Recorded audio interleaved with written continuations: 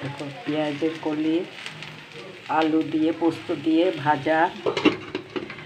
আর আমার নাতি তাড়াতাড়ি খাবে তো ওই জন্যে এ দেখো খাসির মাংস হবে ওদের জন্যে, আলু দিয়ে খাসির মাংস, পেঁপে দিয়ে আলু দিয়ে।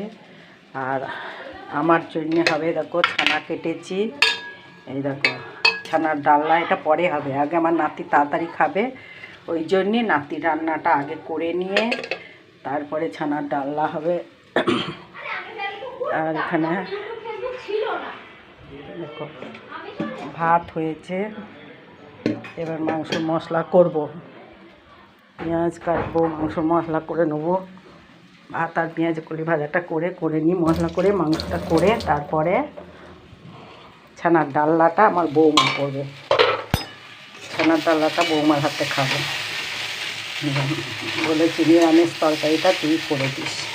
আর আমার ছেলে বলেছে আজকে আমার হাতে মাংসর ঝোল খাবে, তাই জন্যে আমি আজকে মাংসটা রান্না করছি।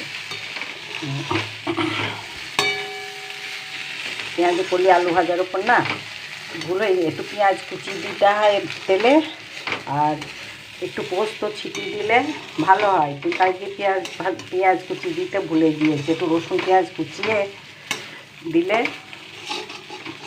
আমার যেহেতু তো যা আছে বেথয় ও করে ওই রকম করে পেঁয়াজ রসুন কুচিয়ে পেঁয়াজ কলি ভাজা করে, আর ওপরে একটু পোস্ত ছিটিয়ে দিলে দারুণ লাগে।